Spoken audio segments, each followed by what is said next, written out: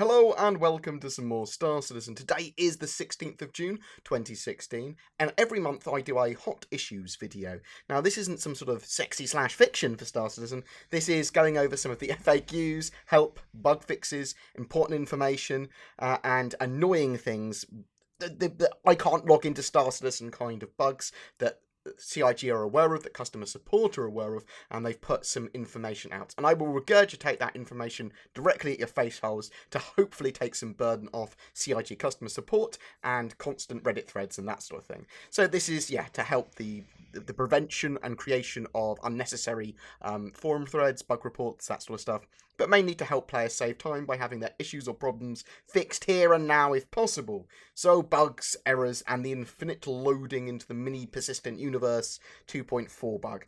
This is a known issue and is plaguing people at the moment. It's a legacy CryEngine issue apparently, and CIG are working on a permanent hard fix. There are two workarounds for that infinite loading when you're trying to log into the mini PU. First is to restart the BFE service. So this is the base filtering engine, which seems to be causing an issue with Star Citizen and that infinite loading screen. All you need to do to restart that service is press your Windows key and R, type in services.mcs in the bar that appears there, find base filter engine in the little menu that's now appeared, the services menu, right click on it, click restart, and then run the Star Citizen launcher and log in. Hopefully that's fixed it.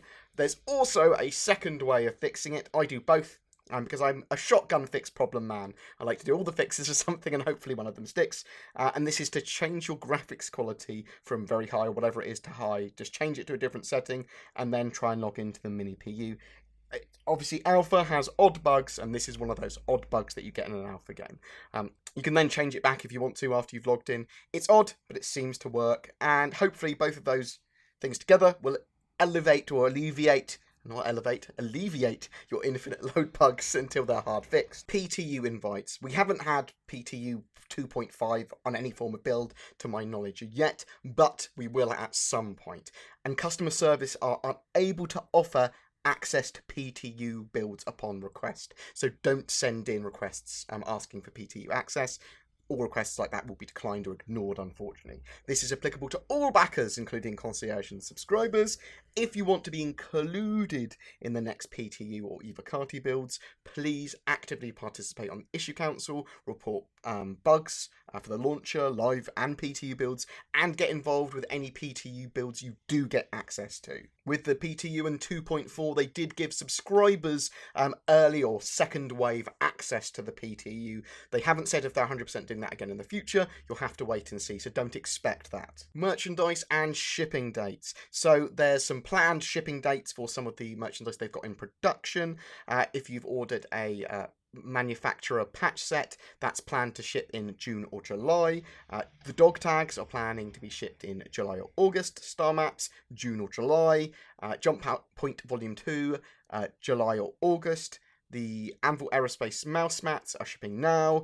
Combo jacket and cards also shipping now. So all of these items, with all of them, once they actually get sent or shipped to you, you will receive an email with a tracking ID in there as well. They are unable to change shipping addresses once they've been shipped. So just be aware of that. You won't be able to redirect items. It will be hell.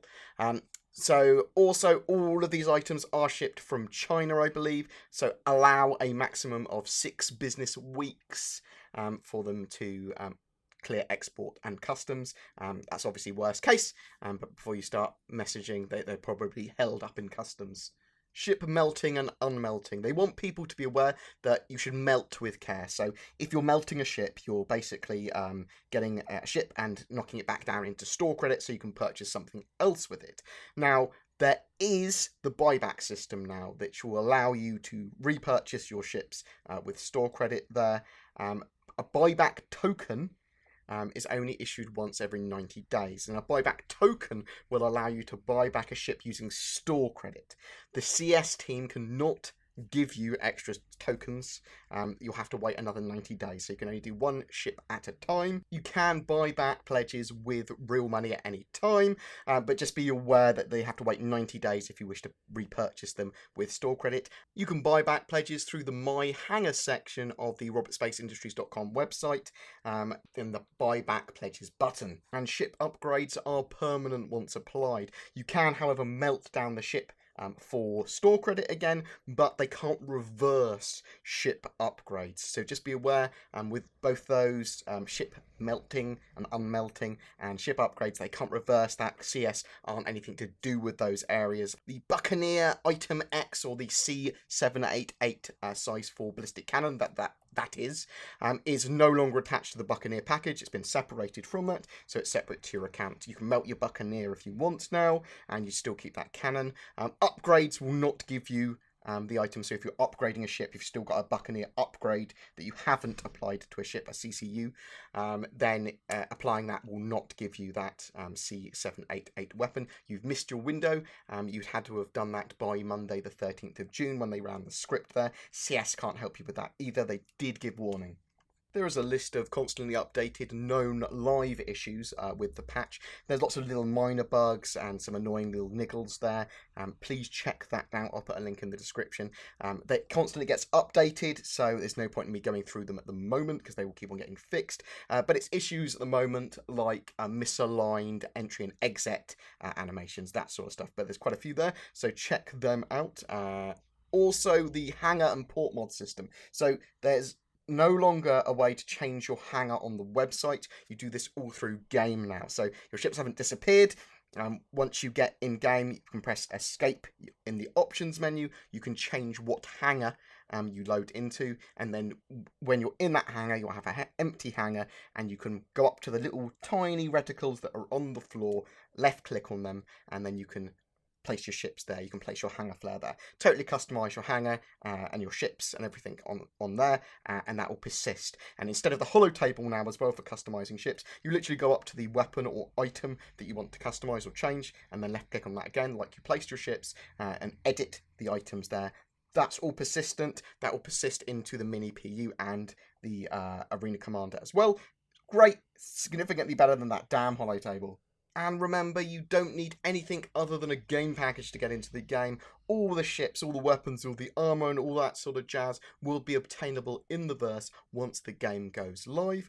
You don't need to spend any more money other than buying that entry-level package. So just keep that in mind. Anyone that wants to support the game or buy the super pretty ship straight away, you're more than welcome to. That helps support the game. That's great. But that's not essential. And if people are thinking they're going to be getting a massive advantage by buying some of these ships, you may be disappointed in the future. It is more for supporting that game. That being said, I do now have a fleet myself, so what do I know?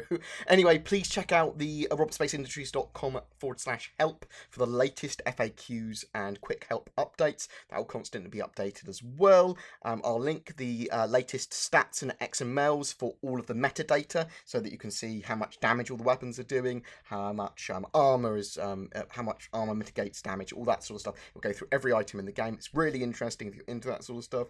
Also, 2.4 info and features in general. There's been loads of changes with 2.4, persistence, shopping, all that jazz. I've got loads of videos on that. Please check them out.